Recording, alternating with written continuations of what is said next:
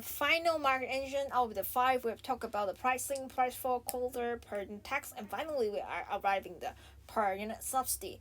What is per unit subsidy? So per unit it means that per unit subsidy it means that the amount of subsidy is same for the product. So let's say we have a $3 of per unit subsidy. So it means that for every quantity of the good, the producers will have the $3 subsidy. So that's why we say it is a per unit subsidy. And we have the assumption that the producers will receive the subsidy. So that after we have the market equilibrium price and the new quantity transacted, then the producers they can have the government subsidize them according to the quantity sold, okay, and also the unit of subsidy. So let's take a look here. We know that the supply curve is actually the marginal cost curve. So when the government is trying to provide a per unit subsidy, so to producers, their marginal cost will decrease. Their cost of production will decrease. So that's why we are trying to draw a new supply curve here. We label it as S2. So actually S2 is the marginal cost curve of the original one. And actually for all the product, because of the subsidy thanks to government, so for every unit, the marginal cost of it will decrease by the amount of subsidy. So here we have the new supply curve.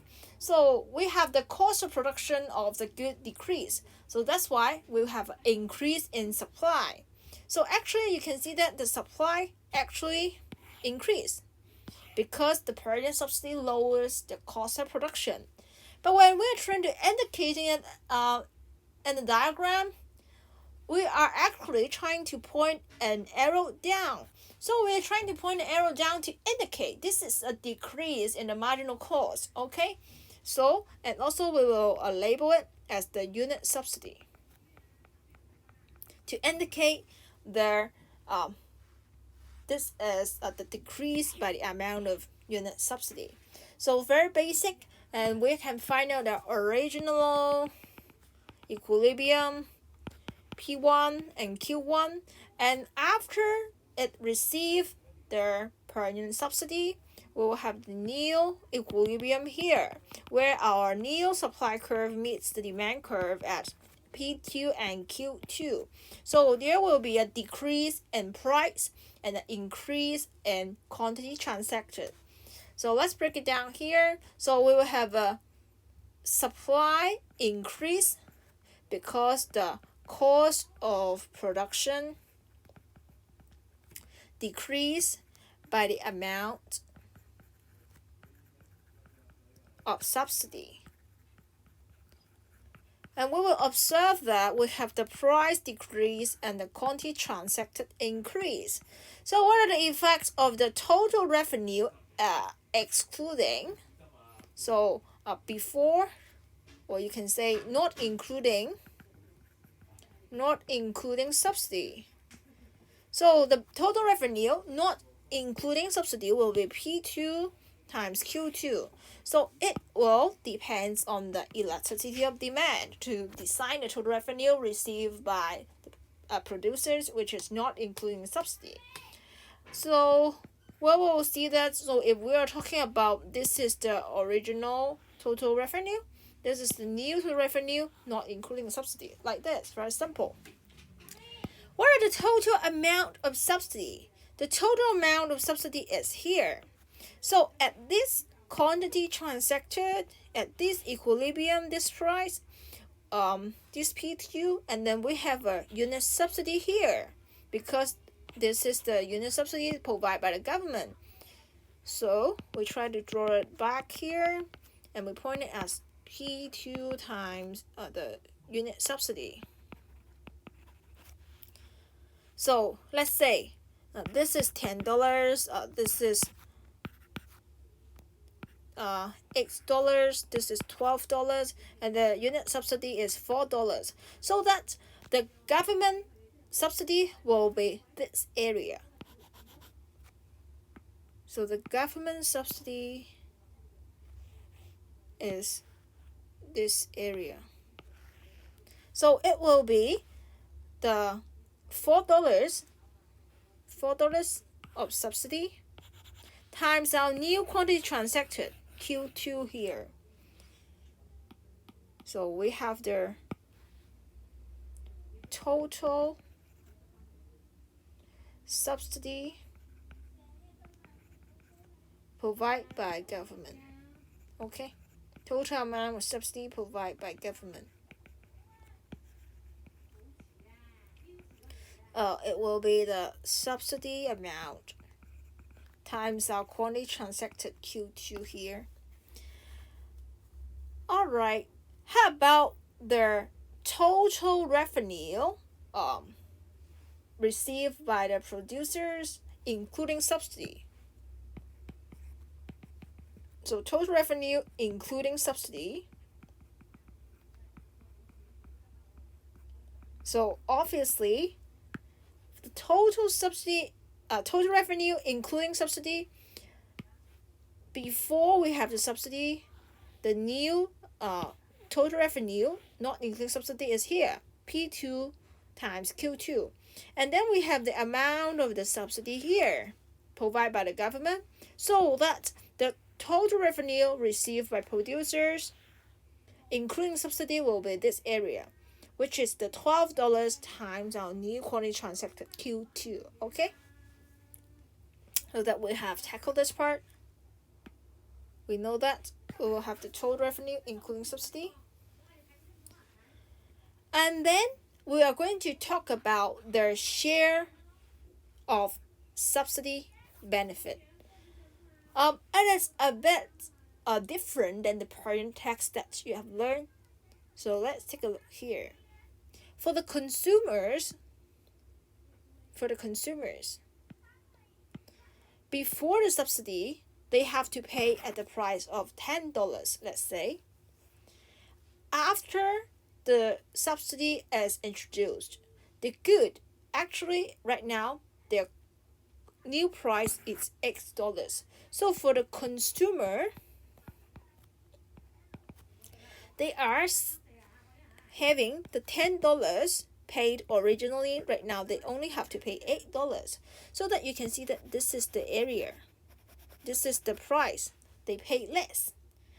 What is the quantity transacted? Q2 is the new quantity transacted, so that you can see that here is the total, this part is the consumer's share of subsidy. Okay, so this part is the consumer share of subsidy. So you see that actually it is quite different than the one you have learned from per-unit tax, because we are talking about subsidy now. So for consumer, why do they have such share of the subsidy benefit? Because from P1 now they have to pay P2, so they have to pay less. So this is good. And right now the quantity transacted is Q2, so this green part is the consumer subsidy benefit. How about the producers? So for the producers, before the subsidy is introduced, they are receiving $10.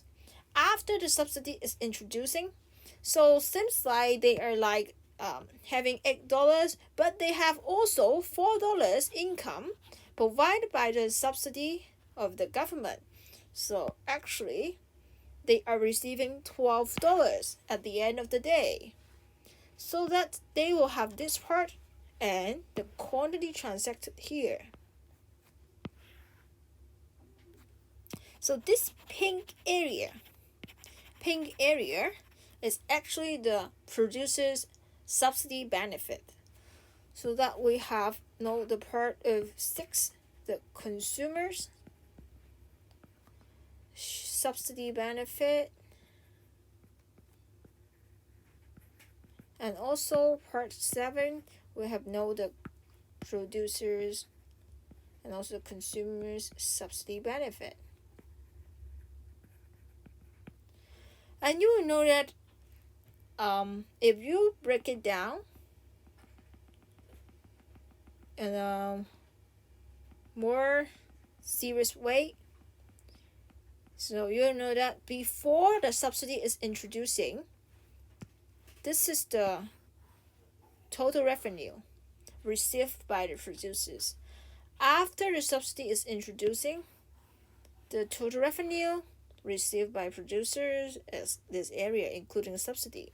So that the total revenue including subsidy after subsidy is introducing is going to increase. Okay, so this is some insight about subsidy. And let's talk about the share of subsidy benefit under different elasticity. So let's analyze the case where we have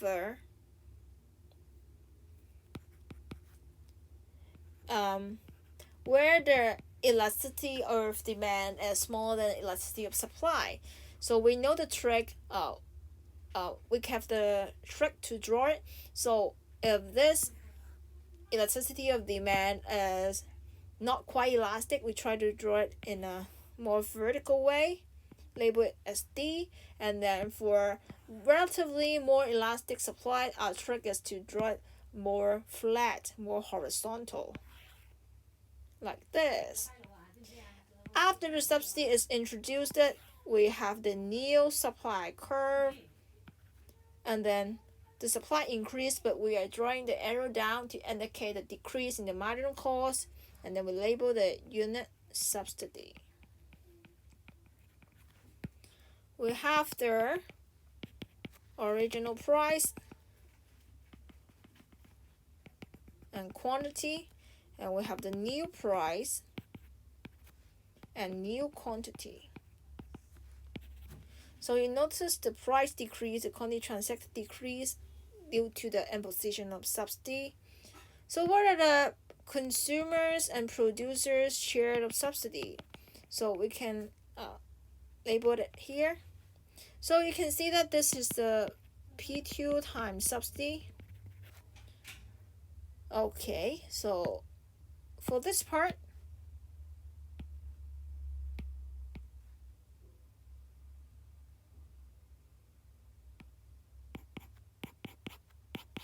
this green part from P1 to P2 and the Q2 here. So for this green part, it is going to be our consumer subsidy benefit. Again, because the consumer, thanks to the subsidy, originally they have to pay P1, now they only have to pay P2. And then the quantity transacted is Q2. So this area is the consumer subsidy benefit. And for the producers, so they have this area as their subsidy benefit.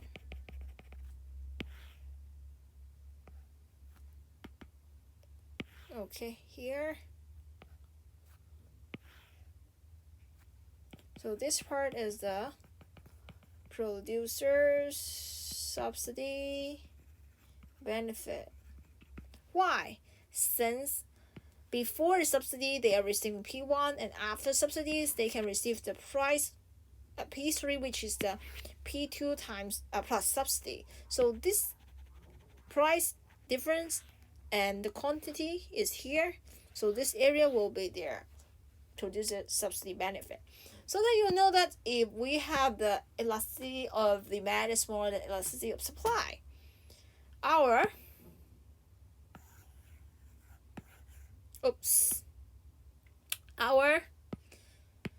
consumer subsidy benefit will be greater than the producer subsidy benefit.